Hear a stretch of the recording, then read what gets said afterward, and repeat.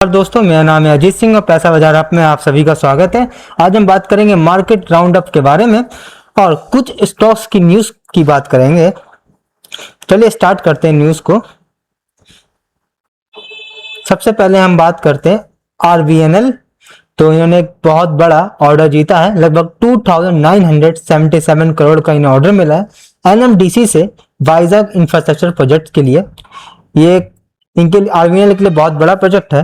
इनके लिए प्रोजेक्ट की रेंज 300 से 1000 करोड़ की होती है, लेकिन इन्होंने इसका ट्रिपल वैल्यू का ऑर्डर जीता है। टेक्निकल लेवल्स की हम बात करें, इनके लिए हैवी रेजिस्टेंस है 250 का। अगर 250 के ऊपर ब्रेकआउट दे सकता है तो 300 तक किया जा सकता है। जब तक 250 क्रॉस नहीं करेगा तब तक एक रेंज बाउंड में रह सकता है। हम बात करते हैं अगले stock garden reach ship builder की।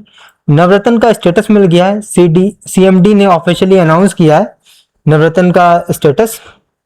जब ये स्टेटस मिलता है तो हायर ऑटोनॉमी मिल जाती है कैपेक्स डिसीजन और बिजनेस एक्सपेंशन के लिए। लॉन्ग टर्म स्ट्रक्चर थोड़ा सा पॉजिटिव नजर आ रहा है कंपनी के लिए। स्ट्रक्चर टेक्निकल एनालिसिस की बात करें, लगभग 2850 से 2900 तक की एक जोन है जो कि इनकी रैली बंधी हुई है इस जोन के अंदर, या फिर कह सकते हैं कंसोलिडेशन जोन है।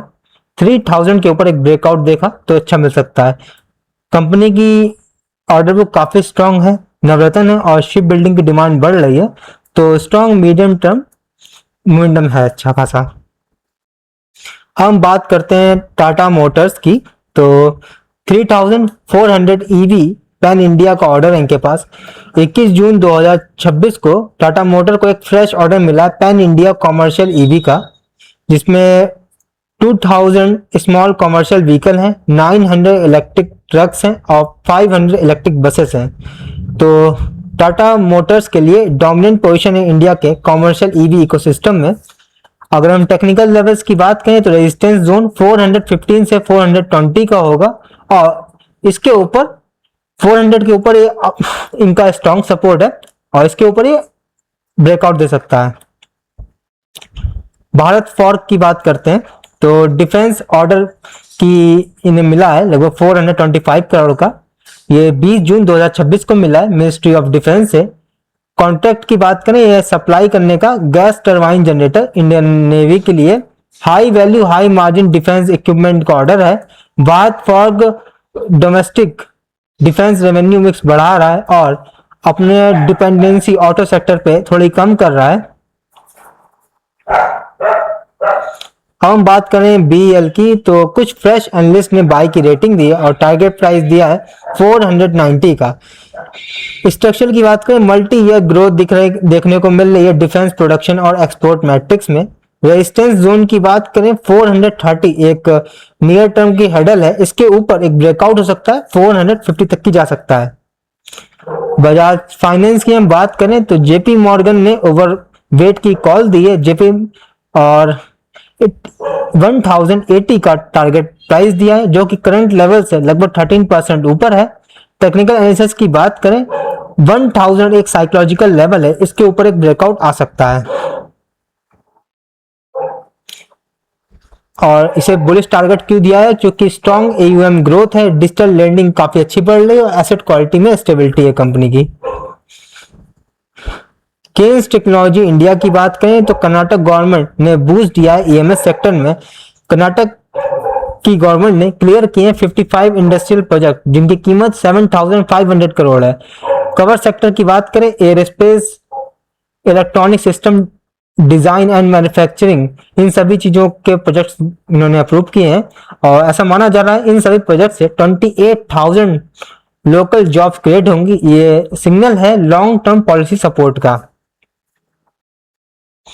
वारी एनर्जी की हम बात करें तो 800 मेगावाट का सोलर मॉड्यूल ऑर्डर मिला है। वारी एनर्जी ने सिक्योर किया 800 मेगावाट का सोलर मॉड्यूल सप्लाई का और ऑर्डर मिला है मार्जिनल बूस्ट का स्टॉक प्राइस में। अब हमारा अगला है ओएमसी ऑयल मार्केटिंग कंपनीज के बारे में, बीपीसीएल, एचपीसीएल और इंडियन ऑयल। तो कोटक ने इशू किया है और इन सभी की रेटिंग को घटा दिया है, रिड्यूस कर दिया है। टारगेट प्राइस दिया है बीपीसीएल के लिए 320 का, एचपीसीएल के लिए 400 और इंडियन ऑयल के लिए 150 का। क्योंकि मार्जिन में प्रेशर रह सकता है, फ्यूल सब्सिडी में अनसर्टेनिटी है, ग्लोबल क्रूड ऑयल के प्राइस में वोलेटिलिटी है, इन्वेस्टर्स को थोड़ा सा ध्यान रखना चाहिए और इसी वजह से सभी ने रेटिंग घटा दी है। डिक्सन टेक्नोलॉजी की बात करें तो नोमुरा ने मेंटेन की है बाई की रेटिंग और टारगेट प्राइस दिया है 13,813 करोड़ का। नोमुरा का मानना है कि डिक्सन का मार्केट शेयर 19% से 32% तक ही पहुंच जाएगा 2028 में। ग्रोथ ड्राइवर होंगे OEM contract, ODM value addition और एक्सपोर्ट का वॉल्यूम। डॉक्टर रेड्डी लेबोरेटरीज की बात करें तो नोमुरा ने बाई की रेटिंग दी है और टारगेट प्राइस दिया है 1740 का। डॉक्टर रेड्डी को मानना है कि इन्हें बेनिफिट मिलेगा यूएस की जेनरिक पाइपलाइन का और डोमेस्टिक ब्रांड फॉर्मुलेशन का। कंपनी लगातार रिसर्च एंड डेवलपमेंट में इन्वेस्ट कर रही है, कॉम्प्लेक्स जेनरिक लॉन्च कर रही है और बायोसिमिलर पाइपलाइन काफी मजबूत है लॉन्ग टर्म ग्रोथ के लिए। फार्मा सेक्टर की बात करें, इंडिया का हेल्थ केयर सेक्टर की डिमांड और सप्लाई दोनों चीजें बढ़ रही हैं ग्लोबल लेवल पे। तो ये वीडियो हमारी सिर्फ और सिर्फ एजुकेशनल पर्पस के थी, कोई भी बाय सेल की रिकमेंडेशन नहीं है। कोई भी निवेश करने से पहले अपने वित्त सलाहकार से बात करें। धन्यवाद।